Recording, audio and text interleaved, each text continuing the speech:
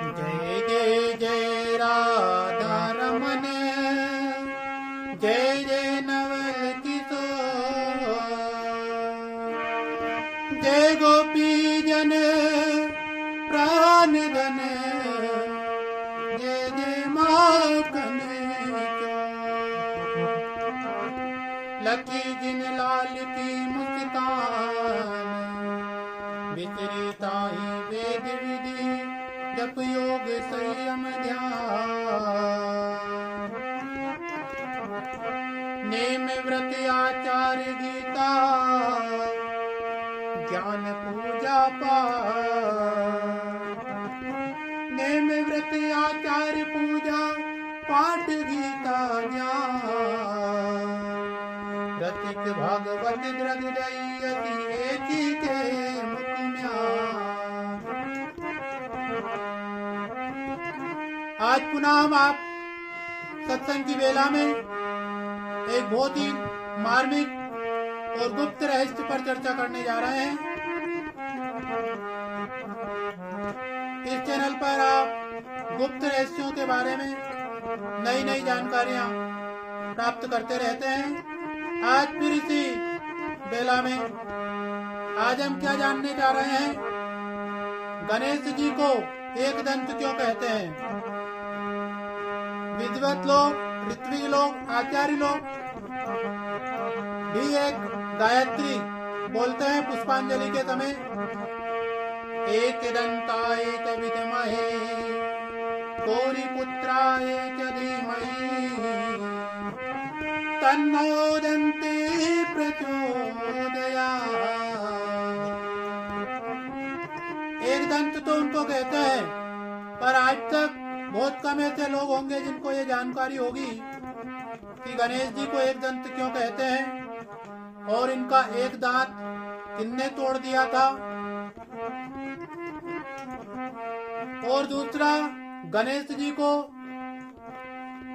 विघ्न राज भी कहते हैं, विघ्न विनायक भी कहते हैं, विघ्नेश भी कहते हैं। तो भैया क्या ये विघ्न भी करते हैं क्या? अवश्य करते हैं। ये विघ्न को मिटाने वाले भी है, विघ्न का नाश करने वाले भी है और विघ्न को करने वाले भी है। हमारे हिंदू सनातन धर्म में जब भी किसी कार्य का प्रारंभ होता है तो श्री गणेश से ही प्रारंभ होता है। और जो लोग गणेश जी को भूल गए उनके लिए ये विघ्न राज बन जाते हैं, विघ्नेश बन जाते हैं। पर ये विघ्नेश और विनायक का पद इन्हें कहां से मिला, कैसे मिला, ये एक दंत क्यों है, इनका एक दांत कैसे टूट गया, किसने तोड़ा, इन सभी गुप्त रहस्यों की चर्चा आज हम आप करने जा रहे हैं। एक समय चतुर्थी कल्प की बात है। एक बार कार्तिक स्वामी जी महाराज, जो गणेश जी के बड़े भाई हैं, वो लक्षण शास्त्र को लिख रहे थे। उसमें स्त्री और पुरुषों के लक्षण का एक ग्रंथ बना रहे थे। उन्होंने पुरुषों के लक्षणों को तो लिख दिया था और स्त्रियों के लक्षण को लिखना उन्होंने प्रारंभ किया था। उसी समय उनके कार्य में गणेश जी ने आकर विघ्न डाल दिया, अर्थात उस कार्य को रोक दिया। उनकी सामग्री इधर उधर कर दी, लेखनी इधर उधर कर दी, वहां पर शोरगुल करने लगे, अर्थात उनके कार्य में विघ्न डाला। उनके कार्य में विघ्न डालने से इनका नाम विघ्नेश हुआ। दूसरा, विघ्नेश इनका नाम, विनायक, विघ्न विनायक इनका नाम। सतयुग में जब ब्रह्मा जी ने सृष्टि की रचना की तो सारी प्रजा आनंद से रह रही थी, किसी में कोई विघ्न बाधा नहीं आती थी, किसी तरह का कार्य में कोई विघ्न नहीं होता था, निर्विघ्न सब कार्य संपन्न होते चले जाते थे।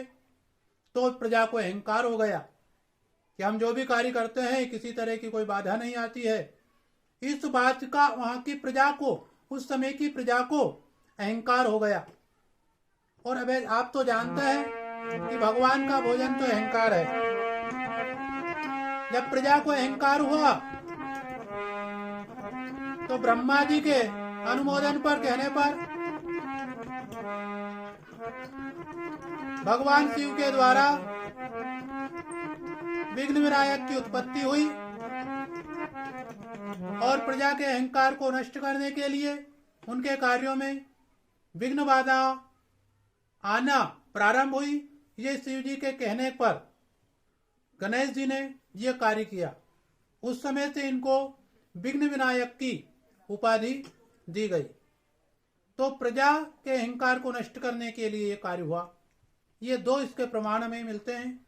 अब प्रमाण आता है, आगे का वार्ता आती है, प्रश्न आता है कि इनको एक दंत क्यों कहा गया।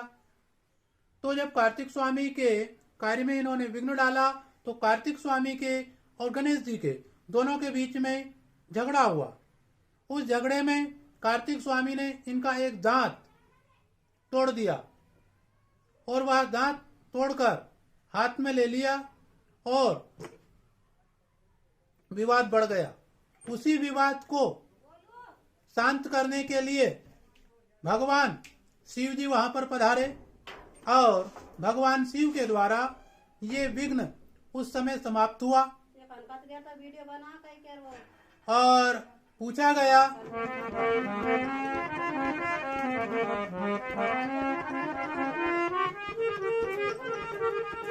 कार्तिक स्वामी से पूछा गया कि आपने गणेश का दांत क्यों तोड़ दिया और आप लड़ाई झगड़ा क्यों कर रहे थे। तो कार्तिक स्वामी ने कहा कि मैं लक्षण शास्त्र लिख रहा था। पुरुष लक्षण शास्त्र तो मैंने लिख दिया था, स्त्रियों का लक्षण शास्त्र में लिखने जा रहा था।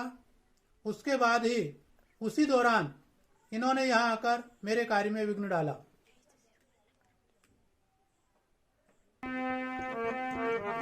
तो शिव जी ने जब पूछा तो मेरे कार्य में ये विघ्न डाल रहा था, इस कारण ये विवाद हुआ। देखा, अच्छा तो आपने जो पुरुषों का लक्षण शास्त्र लिखा हमारे बारे में बताइए कि हमारे में क्या लक्षण है पुरुष के, हम पुरुष हैं। कार्तिक स्वामी ने कहा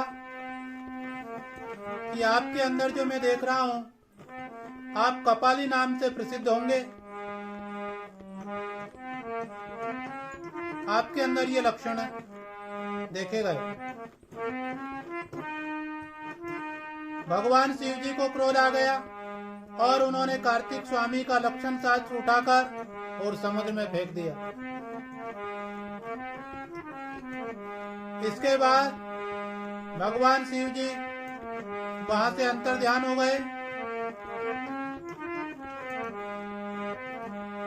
कुछ समय पश्चात समुद्र से भगवान शिव जी ने कहा कि हे समुद्र, तुम स्त्रियों के आभूषण स्वरूप लक्षण शास्त्र को लिखो और जो मैंने कार्तिक द्वारा लिखित पुरुष लक्षण शास्त्र तुम्हें दिया है, उन दोनों को एकत्रित कर और तुम मुझे सुनाइए। समुद्र कहने लगा, आशुतोष, मैं आपके कहने से लक्षण शास्त्र उससे लिखूंगा, परंतु यह लक्षण शास्त्र मेरे ही नाम से संसार में प्रसिद्ध होगा। वह लक्षण शास्त्र सामुद्रिक शास्त्र के नाम से प्रसिद्ध हुआ। सारे लक्षण शास्त्र को लिखकर और भगवान शिव को समुद्र के द्वारा सुनाया गया। इसके बाद पुनः कार्तिकेय से भगवान शिव ने कहा कि आप गणेश का जो दंत है, दांत है, वो उनको दे दो। तो कार्तिक स्वामी कहने लगे, पिताश्री, मैं आपके कहने से ये दांत गणेश को दे देता हूं, परंतु गणेश जी इस दांत को इधर उधर ना फेंक दे, हमेशा अपने साथ रखे। अगर इस दांत को उन्होंने इधर उधर फेंक दिया तो यही दांत गणेश को भस्म कर देगा। शिव जी ने ये बात गणेश को बताई और गणेश जी को कार्तिक स्वामी के द्वारा वो दांत दिलवा दिया और वह दांत हमेशा गणेश जी अपने साथ रखते हैं। कई प्राचीन तस्वीरों में हमने गणेश जी के हाथ में दांत देखा है। इसलिए गणेश जी को मेरे प्रिय सज्जनों एक दंत कहते हैं और यही कारण था उनका दांत टूटने का, तोड़ने का, और वो विघ्न विनायक कैसे बने, ये सारी गुप्त रहस्य की चर्चा मैं आचार्य रमेश चंद्र शुक्ला यूट्यूब चैनल के माध्यम से आपको समय समय पर देते रहते हैं। आप इसी गुप्त रहस्य जानकारी को जानने के लिए, प्राप्त करने के लिए हमारे चैनल को सब्सक्राइब करें और अच्छी बात आगे तक शेयर करें, भगवान का चिंतन करें। श्री राम जय राम।